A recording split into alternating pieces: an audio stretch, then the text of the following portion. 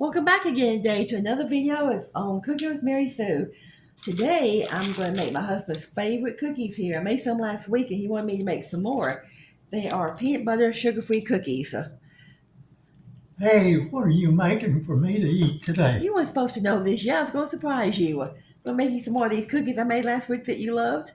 And this time save me one to eat. I promise. You promise. Are your fingers crossed over there? My Don't eyes are. don't get too hot outside, huh? I'm working. Okay. You're going to go water the yard or the flowers. Okay, here's all my ingredients laid out. I am using, you can see here, SPLENDA for baking, sugar blend, SPLENDA brown sugar. And these peanut butter cookies are going to be just a little bit different. Instead of using regular peanut butter today, I thought I would try cashew butter. I bought this on Amazon.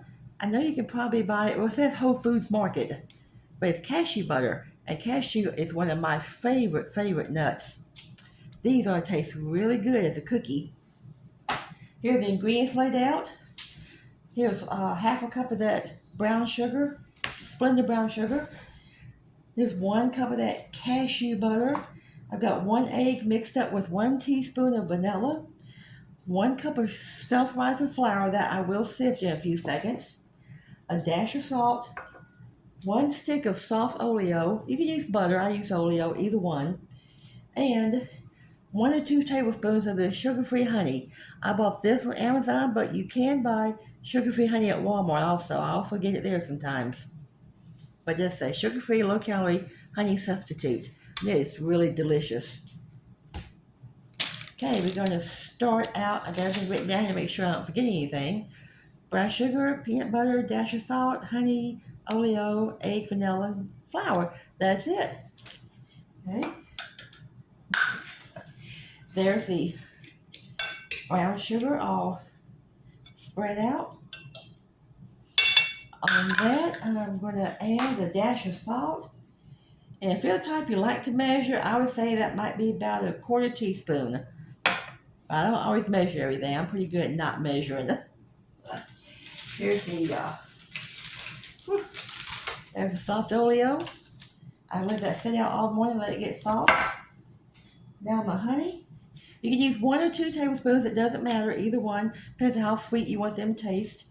I think I'll put 2 in here. There's 1.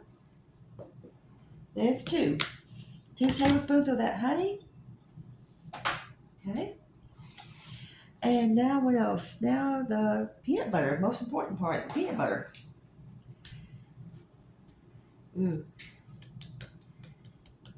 I'll let this sit down in the cabinet for a while.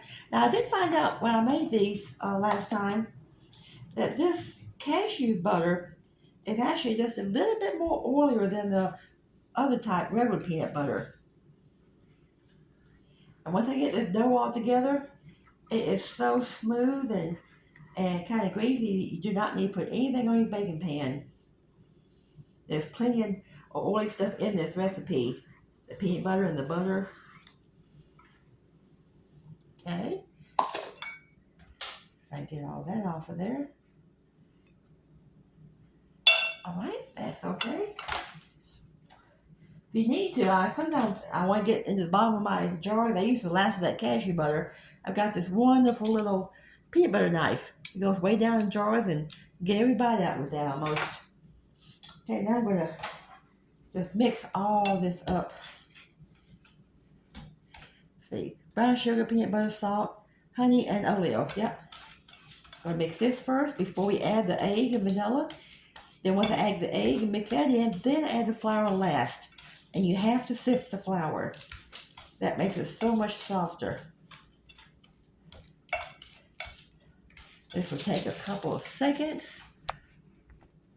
Okay, got all that mixed up nice. You can see there. Now I'm going to add the egg in. That's the egg with 1 teaspoon of vanilla for flavoring.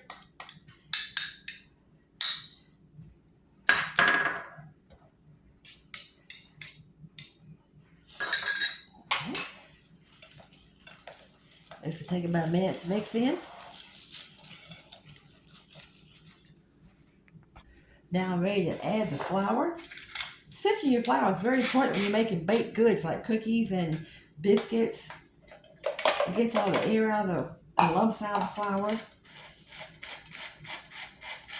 It makes it easy to work with when you're baking. There. Now just mix all this in.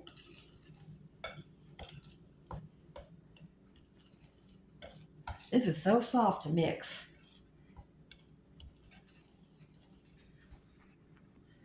That's all mixed together now. You can see how soft it is. Whoops. I'm going to dump it down on top of this wax paper. Now I've got it all dumped out. You can see how oily it is. It doesn't even stick to my hands. My hands look greasy once I pat it. Same with this. See, I'm patting it. Doesn't even stick. Now, the most important thing now is to let this chill. It needs to chill for a minimum of 2 hours if you're in a hurry to overnight. I prefer letting it chill overnight, really. And you can either shape it into a ball, and then later on you can scoop it off with a cookie scooper or a spoon. Or myself, I prefer shaping it into a log, and then I just slice the log to make my cookies. Okay. But for now, that's okay. Since this has chilled at least 2 hours to overnight, I don't want my video to be that long. Here's what I did. Yesterday I made a batch, and I chilled it in a log. See, it unwraps nice and easy. See there? I chilled my dough in a log. I just slice it and cook it. And usually when I'm different than anybody else. When I make my peanut butter cookies, I don't like to put that mark on the top of the fork, the X mark. I don't do that. I like them to be nice and soft. And I cooked a couple of these this morning. I sliced off before I did my video, and I cooked a couple already for you to see. I made a small one and a big one. But look how delicious that looks. I cooked them on 350 for 8 minutes. I cooked mine in a convection oven. There. Now I'll break this one open so we can see it. Now I cooked this over an hour ago and it's still nice and soft. It's just me. I love soft cookies better than I do crunchy cookies. But see that? And it's delicious. That cashew flavor is wonderful. Now this is just good with regular peanut butter. They're great. But I did mine today with cashew butter because I love cashews. Nice, soft, golden brown, sugar-free cashew butter or peanut butter cookie. I hope you enjoyed this recipe today. I hope you make some yourself and let me know how they come out. It's a super, super easy recipe to make. They are delicious, and they're great if you're diabetic, which my husband is, so I try to make him diabetic desserts. They're sugar-free. All you need is this SPLENDA brown sugar, and my ingredients will be listed below for you. I laid everything out here for you to see.